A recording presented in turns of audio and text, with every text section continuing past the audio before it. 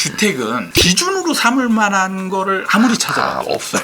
그래서 저는 여기에서 적정 가격, 합리 가격 이런 걸 굳이 찾으려고 하는 게 어떤 의미가 있을까? 언젠가는 적정 가격으로 환원될 거야. 이렇게 생각하면서 버티는 거죠. 무조건 버티는 거예요. 그래서 올라갈 때 적절한 타이밍을 못 잡고 그냥 버티기만 하다가 나중에는 결국엔 집을 계속 못 사는 상황이 되는 거예요.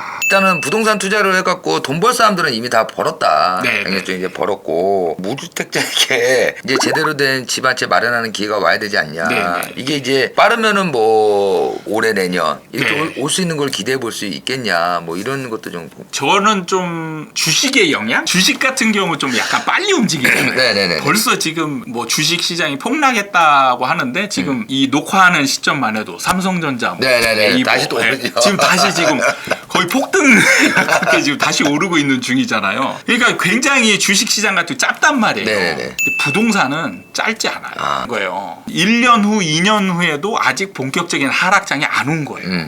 그럼 이때 산다. 그때 산 사람은 계속 하락만 맞이하는 거죠. 그러니까 지금 무주택자분들이 지금 하락하길 기다렸다가 네. 사야지라고 하면서 1, 2년 후를 기다리면 안 되는 거예요. 굉장히 길게 봐야 돼요. 아니 진짜 처음 듣는 분들은 깜짝 놀랄 수도 있어요. 그동안에 내가 지쳐서 죽어버리겠다 이런 표현이 나오는 이제 좀 정도로. 그거 참고 사볼 만하면니까 더 기다리잖아 지금. 28년이 거의 하락 막바지고요. 저 선생님 보시기에는 네. 하락의 초입 부분이라고 지금 네, 볼 수 아직 있는 하락은 거잖아요. 시작도 안 안 했다. 지금 이제 하락으로 진입해 가는 그 과정 속에 있는 건데 그렇죠. 이게 한번 들어가기 시작하면은 꽤 오랜 시간이 걸리니까 네.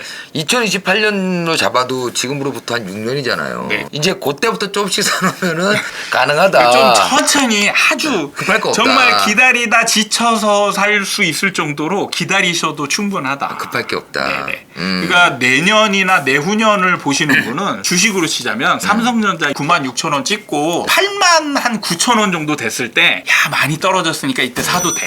이렇게 생각하고 들어가는 거랑 똑같다는 거예요. 제가 얼마 전에 어디 아파트를 갔더니 이렇게 뭐 붙어 있어요. 네. 근데 우리 아파트가 이 지역에서 집값 상승률이 제일 높다. 네네. 얼마, 30평대 얼마 딱 이게 네, 적혀 있었어요. 한동안 적혀 있다가 네. 얼마 전에 그게 없어졌더라고요. 그러니까는 전반적으로 많이 떨어졌다 네. 지금. 우리가 주변만 가도 좀씩 보여요. 집값이 이렇게 떨어지기 시작하면 실제로 많은 무주택자분들이 네. 집을 사는 거를 뒤로 미루어요. 현장에서 보면 이제 매수자들이 없다는 표현들이 막 나와요. 그렇죠. 매수자들이 없다 보니까 이제 거래량이 급감하면서 공인중개 사무소 업소가 폐업하는 업소들이 많이 늘어난다. 그죠. 그리고 이제 인테리어 업자들, 그죠. 이사업자들 그런 업종들이 이제 위기다. 이런 뉴스들이 이제 종종 나오죠. 나올 거예요. 손님 말씀하신 대로 이게 분위기도 참 중요한 건데 일단 주도권은 넘어온 것 같아요. 왜냐면은 집을 갖고 있는 사람이 아니라 네. 구하는 사람 입장에서 공급이 좀 어느 정도 되면 네. 굳이 내가 지금 비싸게 들어갈 때 이유가 없는 거잖아요. 그렇죠. 이게 한번 사람이 주식도 그렇지만은 그 위 숫자를 보면 그 아래 숫자 못 가거든요. 네. 계속 붙들고 있단 말이에요, 이거를. 맞아요. 이 심리가 상당히 중요한 것 같은데. 그 심리를 잘 예, 이해하시네요. 근데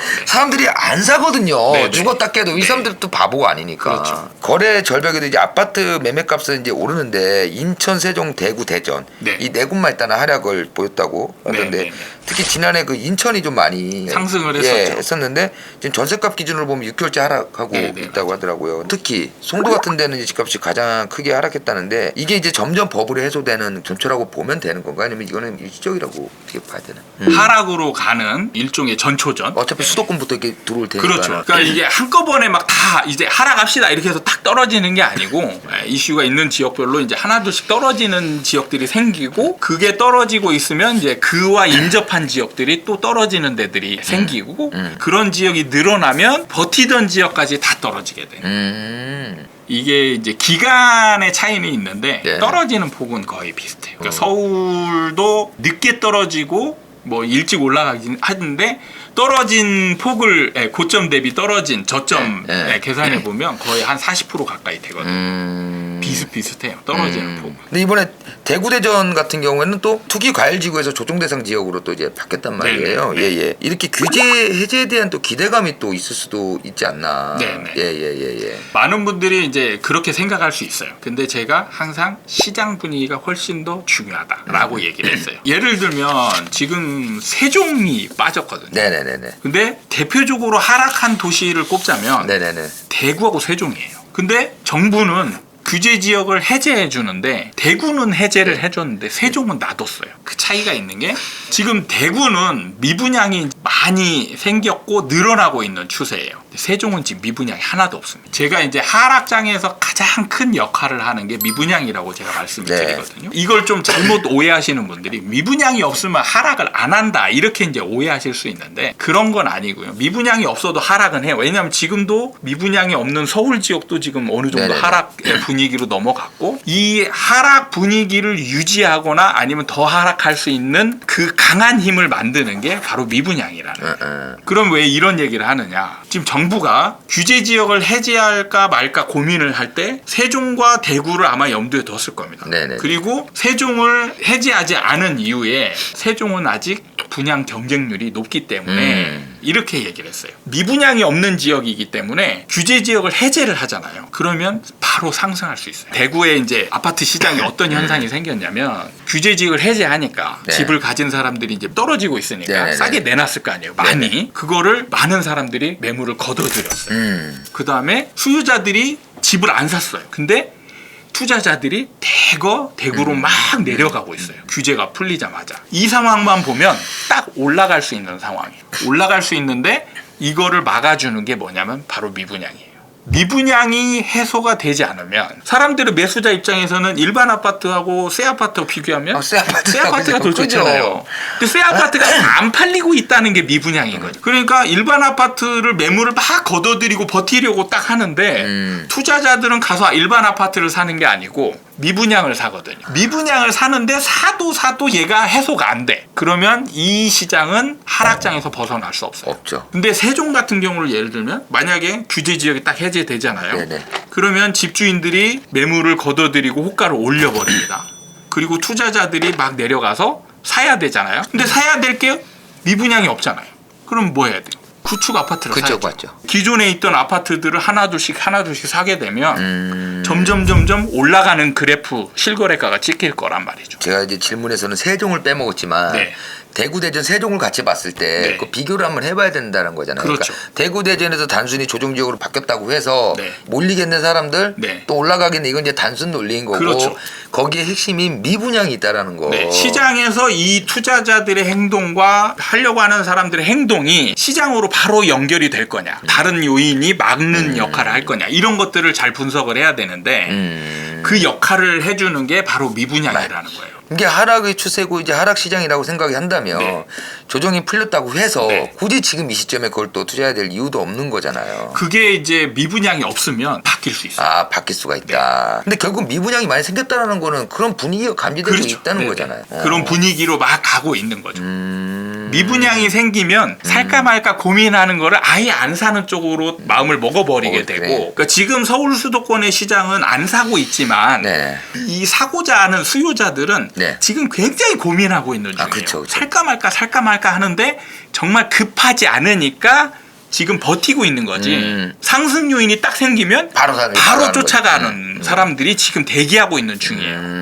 무주택자 매수 심리가 있다는 가라앉은 상황이다 네. 보니까 당분간 이것도 이제 계속 좀 이어질 거라고 한다면은 그렇죠.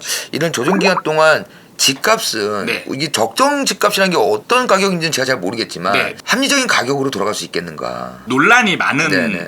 단어거든요. 적정 가격. 네네네네. 이걸 따지려면 네. 내재 가치와 이제 접목이 되거든요. 네네. 주식 같은 경우는 주가가 있고 회사의 어떤 실적이나 내재 가치가 있단 말이에요. 네네네. 회사 실적이 이 정도인데 주가가 좀 많이 올랐어요. 그러면 이걸 약간 어느 정도 버블 이렇게 이제 할 수 있는 네네네. 기준이 네네. 명확히 있잖아요. 네네네네. 주택은 기준으로 삼을 만한 거를 아무리 찾아봐도 없어요. 그래서 저는 여기에서 적정 가격, 합리 가격 이런 걸 굳이 찾으려고 하는 게 어떤 의미가 있을까? 그냥 주택은 올랐다 내렸다. 사람들의 분위기, 심리 상태에 따라서 오르기도 하고 내리기도 하고 그냥 이걸 많이 올랐으면 버블이냐. 네. 사실 냉정하게 보면 그건 아니에요. 많이 올랐지만 그걸 더 사려고 하는 사람들이 많으면 여기보다 더 올라갈 수도 있거든요. 그 다음에 안 팔고자 하는 사람들이 계속 버티고 어느 정도 매수를 좀 해준다라면 그 높은 가격을 유지할 수도 있어요. 그래서 이런 부분에 있어서 우리가 합리적인 가격, 적정 가격 실제로 구체적으로 물어보면 아무도 대답을 못해요. 그럼 선생님 말씀 맞는 것 같아요. 네. 기업이 벌어들인 돈이 있고 하다 보면 이제 기업 가치를 따질 수가 있으니까 그걸 적정 기준 삼아서 높다 낮다를 좀 따져보는데 그렇죠. 집이 어디 지역이 있건 간에 보면은 여기는 여기 있으니까 집값이 이만큼이어야 돼. 네. 뭐 이런 법은 없잖아요. 그러니까 저는 이게 없어졌으면 좋겠다라고 생각하는 게 많은 무주택자분들이 이 논리에 빠져 있는 분들이 많아요. 언젠가는 적정 가격으로 반환될 거야. 이렇게 생각하면서 버티는 거죠. 무조건 버티는 거예요. 그래서 올라갈 때 적절한 타이밍을 못 잡고 그냥 버티기만 하다가 나중에는 결국엔 집을 계속 못 사는 상황이 돼요.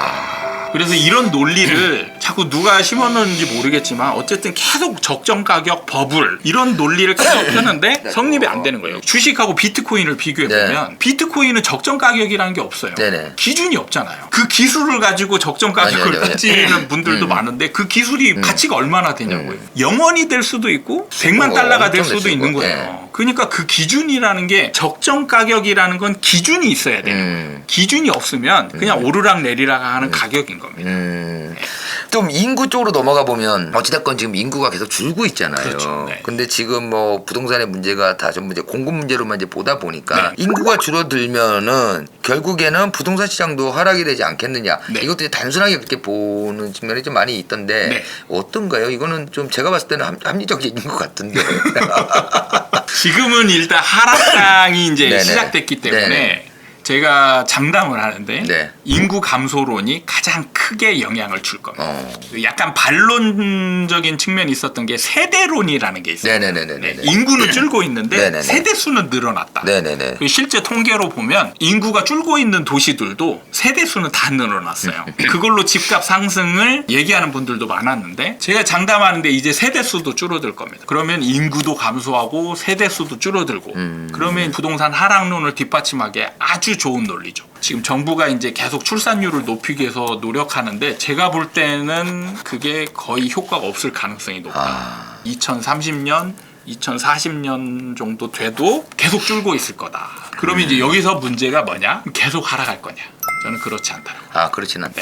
인구 감소하는 것과 시장 가격을 주도하는 측면은 약간 다른 측면이 있어요. 인구를 이제 수요로 보는데 네네네네. 여기서 1인 1수요로 보기 때문에 그런 거예요. 집이라는 거는 선호도나 이런 거에 따라서 약간 다 수요의 차이가 생기거든요. 네. 그래서 시골은 지금 집이 남아돌고 있고 도시는 인구 집중 현상이 생겨서 계속 올라가고 이런 현상이 생기기 때문에 약간 선별을 할 필요는 있겠지만 그런 거와 상관없이 집값이 또 올라가는 지역은 생긴다. 그래서 대표적인 도시가 어디냐면 대구였거든요. 대구가 2012년부터 인구가 이제 본격적으로 줄기 시작했어요. 근데 대구가 언제까지 올랐냐? 20년까지 올랐어요. 그래서 이제 세대가 이제 증가하기 때문에 올라간다 이런 논리를 펴는 분들도 있는데 사실 그게 상관이 없어요. 왜냐하면 세대 수와 상관없이 한 사람이 2개, 3개 살 수도 있고 외지인이 와서 사거든요. 모든 지역이 동일하게 움직이는 상황이고 그렇다면 또 인구론이 적용될 수도 있어요. 근데 지역이 시간차를 두고 움직이거든요. 그러면은 서울이 올라간다. 그럼 광주, 부산, 대구 사람들이 와서 사요. 그러면 이 안에 있는 인구는 아무 의미가 없는 거예요. 그렇게 강남 집값이 버블이다 못 해갖고 잡으려고 해도 결국 강남 집값은 계속 오른단 말이에요. 비싸도 사고자 하는 사람이 그만큼 있다는 거죠. 그 인구 감소와는 또 별개 문제가 될 수 있는 거고. 그렇죠. 그걸 나중에 보면은 이거와 별개로 1인 요즘 세대도 많이 있잖아요. 네네. 집이라는 개념이 어떤 이제 실거주도 물론 있지만 투자의 개념이 많이 들어가고 렌탈 개념? 뭐 해외처럼 그렇게도 많이 가지 않을까라는 생각도 그러니까 하락장이 되면 자가보다는 렌탈, 임대 쪽으로 많이 선호가 되거든요. 그래서 이제 그것 때문에 나중에 올라가게 돼요. 임대료, 전세가가 올라감으로 인해서 아예 사버리자 그냥. 매매가를 이제 저절로 올리게 되는 그런 상황들이 벌어지거든요.